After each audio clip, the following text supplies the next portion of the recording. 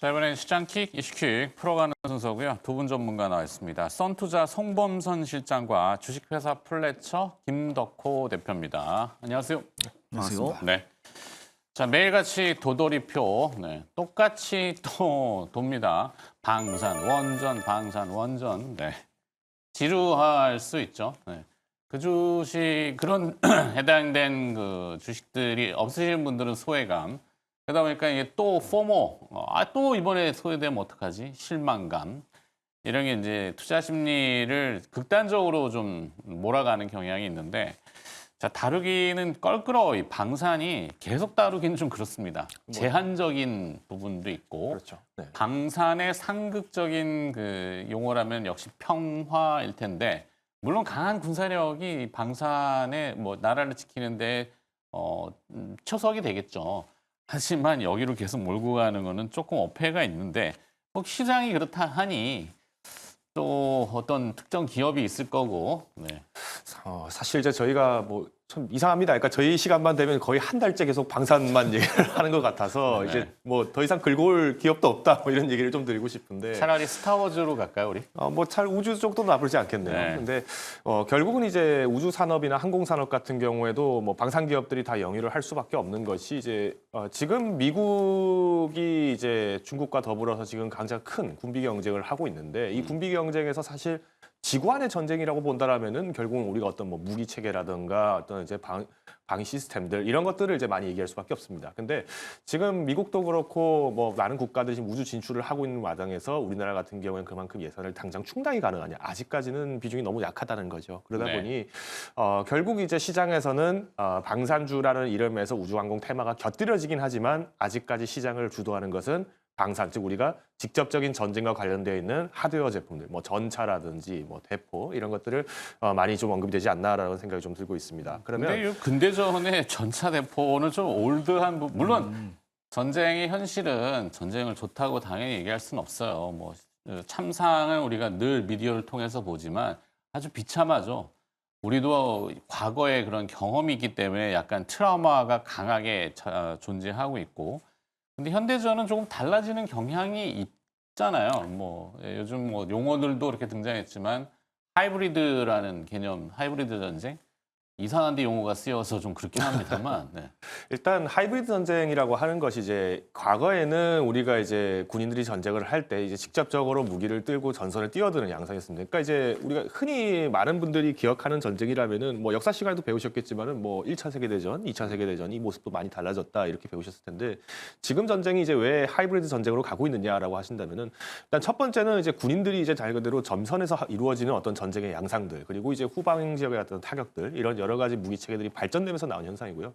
두 번째로 이제 부각이 되고 있는 것은 이제 전자전이죠. 그러니까 네, 우리가 그렇죠. 지금 드론 관련해서도 굉장히 많은 위협감이 올라가고 있다. 특히 이제 북한에서도 드론 전력화를 굉장히 빠르게 하다 보니까 우리 국군도 전력화를 빨리 한다 이런 얘기가 나오면서 우크라이나 전쟁도 봤잖아요. 그렇죠. 그러다 보니까 지금 실질적으로 각 이제 우리나라 국군이 이제 드론에 대해서 대항을 할 수 있느냐. 일개 부대에서 말 그대로 뭐 분대급에서도 이런 드론이 날라왔을 때 어떻게 대처하는 훈련이 잘 돼 있냐. 이런 것들이 이제 계속 이제 거론이 되고 있다는 것은 그만큼 이제 우리가 무기 체계가 발달하면서 달라지는 형상들도 굉장히 긍정적이라고 볼 수 있어요. 그러니까 우리가 나라를 지키기 위해서 어떤 힘을 갖추는 데 있어서 기술들이 많이 필요하다는 것인데 지금 이 드론들을 잡기 위한 기술들이 과거에는 그러면 우리가 이거를 격추를 시키자. 그러니까 직접 총을 쏘거나 포를 쏴서 이거를 떨어뜨리자는 개념이 아니라 네. 이제는 전자시전을 결합을 시켜서 그렇죠. 말 그대로 이제 무용지물을 만들자는 개념으로 가고 있거든요. 지금 이제 하나 시스템을 비롯해서 많은 그룹들이 지금 활용을 하고 있는 것이 불과 2년 전만 하더라도 우크라이나 전쟁에서 드론이 많이 쓰인다. 그래서 뭐 하나 그룹에서 그물총을 뭐 만들고 있다 뭐 이런 얘기들이 많이 나왔었는데 사실 그물총으로 잡기에는 드론 속도가 너무 빠르죠. 그리고 그렇죠. 드론 기술이 워낙 발달했기 때문에 지금 사실 우크라이나 전쟁으로 가장 득을 보는 기업은 한 군데밖에 없습니다. 중국의 다장공신이요. DJI라고 얘기를 하는데 네. 여기가 전 세계 드론의 70%의 장악력을 갖고 있죠. 그러다 보니까 드론이 어떻게 파괴되는지도 알고 있고 드론을 어떻게 다시 이제 만들어야 되는지 어떤 방해 신호를 잡아야 되는지를 알고 있다 보니까 이거를 이제 우리나라 기업들이 이제 쉽게 쫓아가기에는 데이터가 좀 많이 부족하다는 겁니다. 그래서 아무래도 이제 방산 기업들 중에서 특히 이 드론 관련 기업들이 또 다시 한번 거론되는 이유는 이번에 종전 협상이 진행되고 났을 때 우크라이나 어떤 실질적인 어떤 전과 성과들을 이제 받아서 데이터화할 수 있을 것이다. 이 기대감으로 올라가는 거기 때문에 네.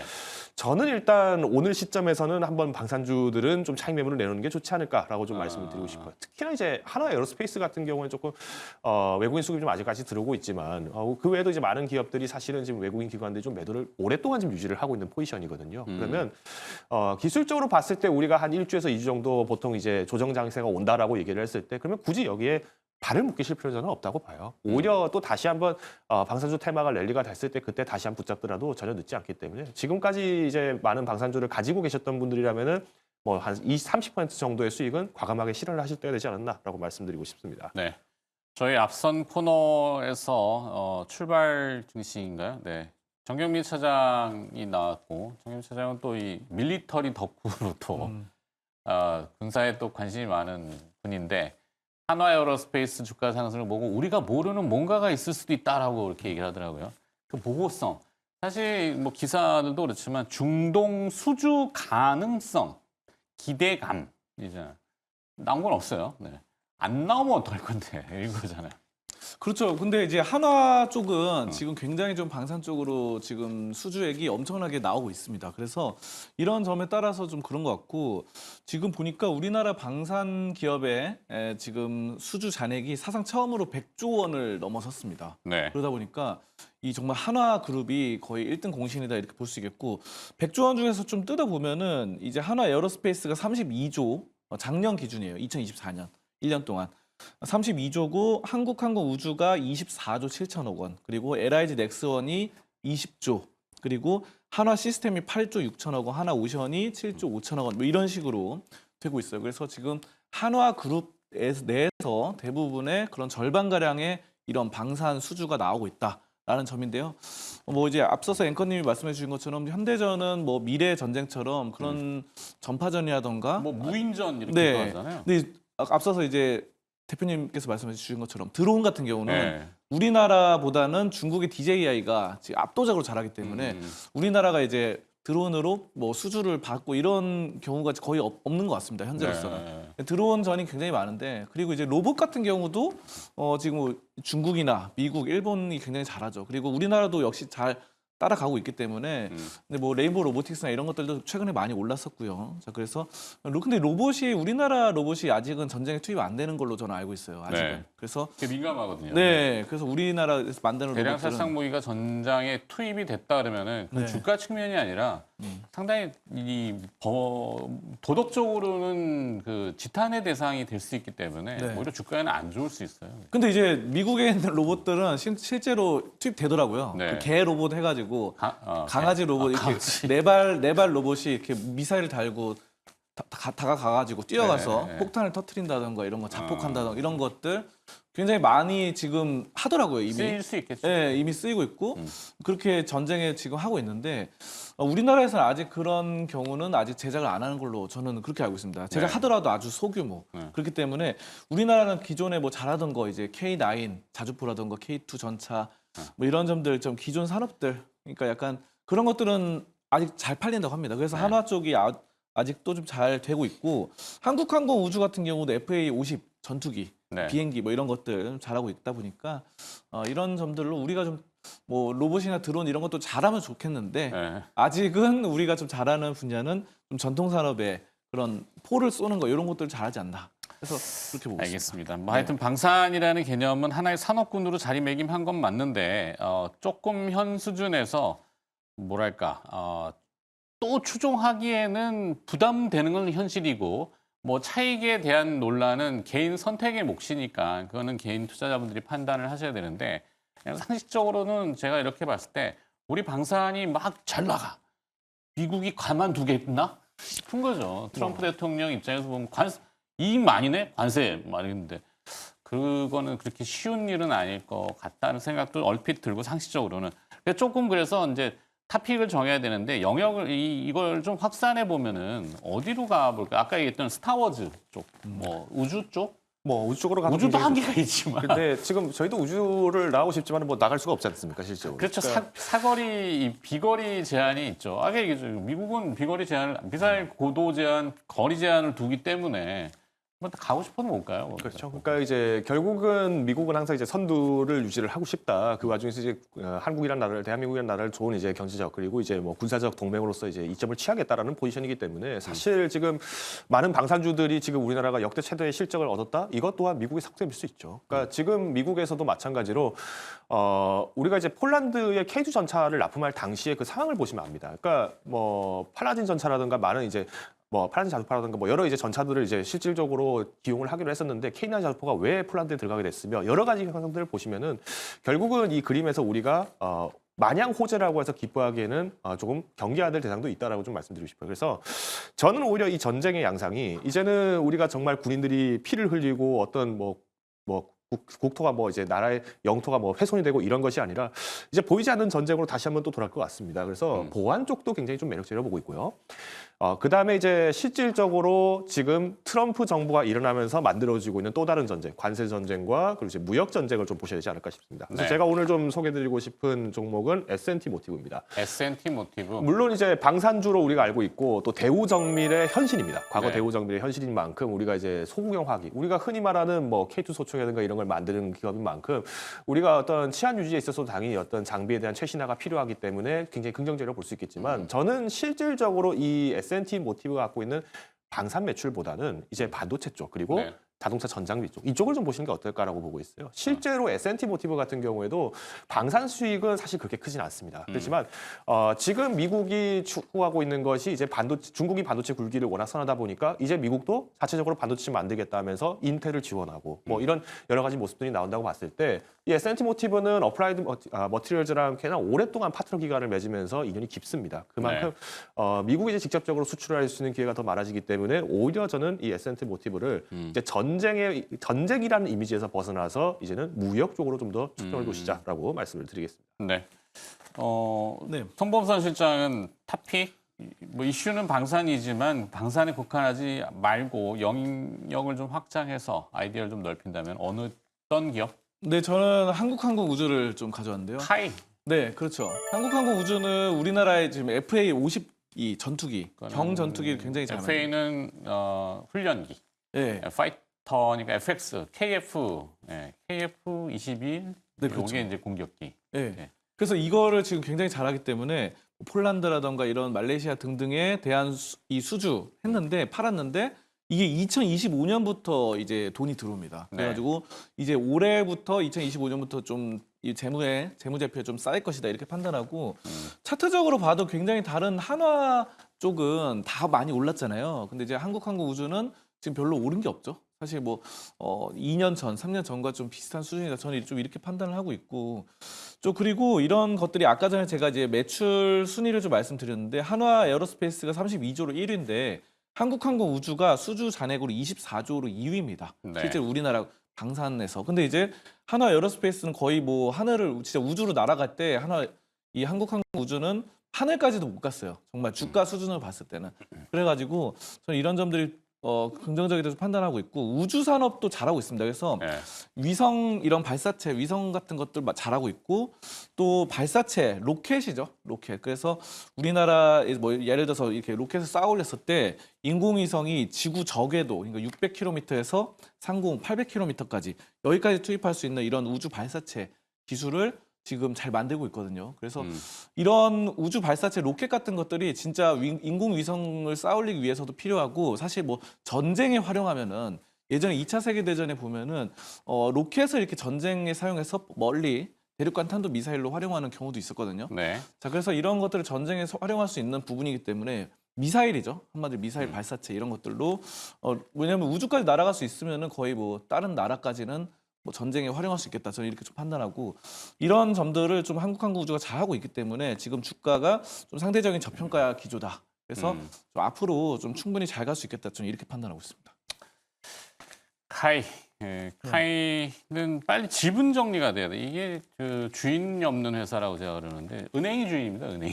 수출입은행이 주인. 주인이라는 표현이지만 대주주죠.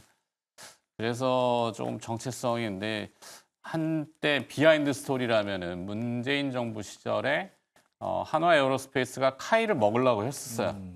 못 먹었죠. 왜냐하면 그렇게 합병이 돼버리면은 너무 방위 산업이 한 기업으로 쏠리기 때문에 그건 위험성이 있어서 그래서 카이는 LIG 넥스원 쪽으로 좀 붙는 게 어떨까 이런 생각도 개인적입니다. 네. 그렇다는 건 아니에요. 네, 비하인드입니다. 비하인드는 그냥 흘려버리세요. 네, 너무 던진 말을 가지고 또 집착을 하시면 안 됩니다. 뭐 그렇게 구도가 좀 정립이 돼야 카이는 제값을 좀 받고 뭔가 밸류에이션이 달라질 수 있을 것 같은데 아직은 자꾸 뭔가 올라가려고 하면 탁 걸리고 올라가려고 하면 탁 걸리고 해서 안쓰러워서. 자, 그렇다는 정도로만 정리하고 두 번째 이슈로 가겠습니다. 두 번째 이슈는 메타버스. 자, 또 등장했죠. 이게 사실 방산하고도 연결하려면 연결할 수 있죠. 이 메타버스는 결국에는 SMT, SMT는 아니고 헤드 마운트를 써서 이게 이제 HR, MR, XR 많이들 들어보시겠지만 AR 그러니까 그런 디바이스가 진화하면은 분명히 게임 그다음에 요즘 뭐 슈팅 게임 같은 것도 있잖아요. 아까 SMT 모티브 얘기하셨는데 이 게임 기구도 약간 실물처럼 막 물론 그게 악용되면 안 되지만 그렇죠. 그죠? 네. 네. 그런 식으로도 이제 산업이 좀 발전할 수도 있고 그게 이제 방산의 어떤 뭐 야간 투시경 우리 이번에 그 사태를 보면서 많이 봤잖아요. 그런 것들 하여튼 발전할 수 있는 것이 메타버스의 총화일 수도 있겠다 싶긴 한데 어때요? 뭐 이 이슈가 왜 등장했을까요? 일단 이제 이 메타버스 이슈로 제시를 드리기 전에 저는 이 얘기를 좀 더 주목을 해보시면 좋겠어요. 지금 자막에 나오는 것처럼 결국 지금 메타버스에 지금 주도를 하고 있는 일론 머스크가 갑자기 네. 이제 게임 만들겠다 얘기를 하면서 메타버스 주가 지금 뜨고 있는 거거든요. 근데 우리가 이제 2020년도 그러니까 코로나가 막 발생을 하면서 퍼지기 시작하고 그때 게임주가 올라가면서 메타버스는 게임주야 이렇게 이해를 하신 분들이 너무 많다 보니까 잘 모르고 게임주만 냅다 사신 분들이 너무 많았어요. 실질적으로 메타버스라고 하는 것은 말 그대로 우리가 지금 현상의 지금 모습은 있지만 또 다른 세계 그렇지만 다른 선택지를 했을 때 나타날 수 있는 그 가능성들을 모두 오픈을 해놓은 여러 가지 세계가 있다라고 보시면 됩니다. 그래서 저는 이거를 이제 보통 얘기를 할 때 왜 게임주로 그럼 결국 기승전결 게임주가 되느냐? 게임에서는 어차피 내가 할 수 있는 선택지가 많아지면 많아질수록 다른 선택을 한다는 거죠. 뭐 우리가 알고 있겠습니다만은 뭐 게임들이 꼭 뭐 윤리적으로 모범적인 게임만 나오는 것도 아닙니다. 뭐 실제로 뭐 미국의 되게 유명한 뭐 GTA 시리즈나 이런 거는 우리가 범죄를 일으키는 게임이에요. 근데 네. 실제로 범죄를 일으키지 않고도 플레이해서 할 수 있고 범죄를 일으켜서 뭐 재미를 추구할 수 있고 이런 여러 가지 이슈들이 있기 때문에 그러면 우리가 이 메타버스라는 데이터들은 결국 사람들의 어떤 생각을 하고 어떻게 움직일 수 있구나 이것을 데이터를 받을 수 있다는 겁니다. 그래서 게임주들이 메타버스 쪽에 투자를 하고 있다는 것은 이제 결국은 우리가 네이버가 많이 추구했던 디지털 트윈을 하는 데 있어서 접목할 수 있는 방대한 데이터가 나오기 시작할 거다. 이렇게 접근을 하는 거거든요. 그러면 이번에 이제 이 메타버스 쪽으로 이제 가시 뜨는 원인도 이 일론 머스크가 계속 이제 그러니까 이제 과거 트위터에 AI를 개발을 시키고 있는 상황이었고 그리고 이것을 빌미로 이제 AI 게임을 만들겠다고 하는 것은 이미 트위터에 올라와 있던 이 수많은 사람들의 의견들을 취합할 수 있는 역량은 이미 갖추어져 있다라고 보는 거죠. 그렇기 때문에 지금 뭐 게임주들 같은 경우도 한번 예를 들어보면은 사실 우리가 게임하면은 많은 분들이 우리나라 민속놀이 있죠. 네, 스타크래프트 만들었던 저기 블리자드도 네. 사실 지금 상황이 안 좋습니다. 뭐 게임 주가도 게임도 신작도 생각보다 그렇게 좋은 평을 받지는 못했었고 뭐 지금 과거부터 유지를 하던 뭐 스타크래프트도 너무 뭐 AI들이 막 판을 치고 있기 때문에 뭐 악성 AI들이 판을 치고 있기 때문에 뭐 게임 질이 많이 떨어졌다 이런 얘기하는 분도 많고 뭐 프랑스의 뭐 유비소프트도 마찬가지고요. 여러 기업들이 지금 실질적으로 유저가 원하는 어떤 기호를 잘 반영하지 못하고 있는 것이 사실입니다. 그러다 보니까 일론 머스크랑 뭔가 다를 것이다. 왜? 트위터에서는 실제로 이 게임사들 욕하는 글들도 많이 올라와 있거든요. 네네. 그러다 보니 조금 게임주나 메타버스주가 좀 한번 뜨겠다 이렇게 나오는 건데 저는 일단 이 개발 자체에 대해서는 긍정적으로 보고 있지만 일단 메타버스 자체가 지금 일론 머스크에 의해서 올라가는 테마라고 저는 보고 있어요. 그만큼 우리가 과거에도 이 일론 머스크 효과를 무시할 수 없듯이 지금 오늘 시장에서 메타버스주가 좀 상승을 하는 것은 일종의 일론 머스크 효과가 굉장히 크다라고 말씀을 드리겠고요. 다만 이제 우리가 좀 중장기적으로 봤을 때 계속 이 메타버스를 구축하기 위해서 많은 시간을 들이고 있었던 기업이라면 네이버를 한번 보셔도 좋지 않을까라고 말씀을 드리겠습니다. 네이버? 그렇죠. 이제 네이버가 사실은 이제 중동에 이제 사우디아라비아와 마찬가지로 계속 이제 디지털 트윈 사업을 이제 확대를 시키고 이런 모습도 있었기 때문에 네. 우리가 이제 주목을 해야 되는 거는 결국은 다양한 사례들에 대한 데이터를 계속 수집이 가능한 기업이라면은 카카오그룹과 네이버그룹이 강하지만 저는 일단 실질적으로 네이버가 조금 더 기술을 좀 더 앞서 있는 상황이기 때문에 저는 네이버에 좀 더 한 표를 두고 싶습니다. 송 시장님은? 네, 저는 약간 아까 말씀하신 것처럼 군사적인 부분과 좀 결합을 시켜보고 싶은데요. 네. 이 메타버스가 게임도 좋지만 사실은 굉장히 군사적인 목적으로 활용하기가 굉장히 좋습니다. 그래서 네. 이렇게 이거 곡을 쓰고 이렇게 하면 훈련용으로. 할 때 왜냐하면은 예전 같은 경우 그랬어요. 이거를 덮어 쓰면 AR 뭐 VR 기계 덮어 쓰면은 이 공간이 한정돼 있으면은 뛰어다니지 못하잖아요. 네네네. 움직여도 제가 여기서만 이렇게 움직이고 앞으로 막 뛰어가면 공간에 벽이 있습니다. 근데 이제 최근에 군사훈련 영상을 봤는데 이 뭐 체육관 같은 데를 만들어 가지고 체육관에다가 VR 기기를 쓰고 막 뛰어다니면서 훈련을 네, 하더라고요. 가능해요. 네, 네. 그러면서 그럼 진짜 실전으로 팀을 이뤄 가지고 뭐 10명 특수부대 10명이 시가전 같은 거에서 건물 이렇게 만들어 놓고 적들도 이제 AR로 이렇게 팍팍 뜨니까 갑자기 총알 날라오면서 하면은 총알 맞고 이런 게 되잖아요. 그래서 게임처럼 하는데 그런 식으로 특수부대의 훈련 같은 것들을 실제로 체육관 크기로 만들어 놓고 하면은 특수부대의 훈련이 되겠다라는 점이고 또 그밖에 뭐 항공기, 비행기 훈련을 또 할 수도 있고 좀 우주로 나아갈 때 처음에 뭐 여러 가지 고난들이 있는데 그런 것들을 실제로 있는 것들을 좀 시뮬레이션화 해가지고 항공기라던가 이런 것들을 해서 괜찮고 최근에 저는 아까 말씀드렸던 것처럼 체육관 크기로 넓게 만든다고 한다면은 이 움직이는 동선이 굉장히 다양해지기 때문에 그런 점에 따라서 상당히 특수부대 훈련이 좋겠다. 군사적으로 저는 미래에 좀 가능성이 있다고 봅니다. 그리고 이번에 지금 아까 말씀드렸던 것처럼 일론 머스크, AI, 뭐 게임 이런 것들로도 활용할 수 있고 일론 머스크 같은 경우 예전부터 뭐 디아블로 같은 경우도 1등 찍었다 그러면서 인증샷도 올리고 막 했기 때문에 좀 상당히 이쪽으로 뭔가 현실 사회 단순한 게임보다도 우리 실생활에 도움되는 그런 메타버스를 연결할 수 있지 않을까 저는 이렇게 좀 보고 있고요. 네. 네, 그래서 전반적으로 좀 긍정적으로 판단하고 음. 저 같은 경우 자이언트 스텝을 보고 있는데 자이언트 스텝이 자이언트 예전부터 좀 이쪽으로 관련이 있었던 기업이죠. 근데 이제 사실 뭐 실적은 그렇게 좋지는 않습니다. 실적이 대부분 뭐 맥스트라던가 자이언트 스텝, MP 뭐 등등이 다 영업이익 적자를 나타내고 있어요. 근데 이제 이 기업은 그래도 매출액이 맥스트보다는 좀 높더라고요. 근데 맥스트 같은 경우는 최근에 이름 같은 경우도 비트맥스로 바꾸면서 비트코인 관련주로 약간 편입을 하려는 움직임이 나타나고 있다라는 점을 봤을 때 자이언트 스텝은 꿋꿋이 그래도 VR, AR, XR 이쪽으로 계속해서 나아가는 흐름들이 나타나고 이런 것들을 아까 전에 뭐 군사 훈련 목적, 뭐 시뮬레이션, 항공기, 우주 산업 목적 이런 것들을 했을 때는 충분히 이 시장 성장이 커질 수 있겠다. 저는 이 점을 보고 자이언트 스텝을 긍정적으로 보겠습니다. 네. 김덕호 대표는 탑픽을 어디로 짚을까요? 네, 저는 크래프톤을 좀 소개를 드리고자 크래프톤? 합니다. 뭐 사실 이제 크래프톤 하면은 뭐 배틀그라운드로 유명한 게임 회사인데 이번에 이제 출시를 좀 준비를 하고 있는 이제 인조이라는 게임이 이제 꽤나 좀 흥미롭습니다. 뭐 게임 좋아하시는 분들은 뭐 심즈라는 일렉트로닉 아츠에서 만든 심즈라는 게임을 떠올려 보시면 아실 건데 말 그대로 내가 이제 또 다른 세상에서 아바타를 만들어서 그 세상을 살아가는 그러니까 뭐 음식도 먹기도 하고 뭐 직장도 다녀보고 뭐 여러 가지들을 할 수 있는데 저는 여기서 이제 주목을 하고 있는 것은 이 심즈 데이터들이 왜 중요하느냐? 결국 이제 시뮬레이션을 이제 활성화하면서 사람들의 선택지를 보겠다라는 것입니다. 저는 이게 어떻게 보면은 우리가 흔히 말하는 멀티버스를 이제 직접적으로 할 수 있는 그리고 당장 급하게 어떤 뭐 AR 장비나 이런 걸 구매하지 않더라도 즐길 수 있는 상황이기 때문에 저는 오히려 이 데이터 가치를 활용해서 다른 어떤 사업들을 영위하기는 굉장히 좀 우위에 있을 수 있을 것 같다라고 좀 말씀드리겠습니다. 그래서 만약에 내가 게임주를 그렇게 좋아하진 않는다라고 하신다면은 네이버를 선택하신 게 좀 더 합리적이라고 보고 있고요. 오히려 네. 그래도 내가 이번에 NC소프트가 좀 크게 무너지는 걸 보면서 새로운 어떤 게임 트렌드를 좀 맛보고 싶다라고 하신다면 이 크래프톤 눈여보시면 좋을 것 같습니다. 알겠습니다. 자, 메타버스까지 이슈를 좀 빨리 당겨와서 더 들여다봤고요. 시장킥, 이슈킥 두 분 도움 말씀 주셨는데 주식회사 플래처의 김덕호 대표와 썬투자 송범선 실장이었습니다. 고맙습니다. 네.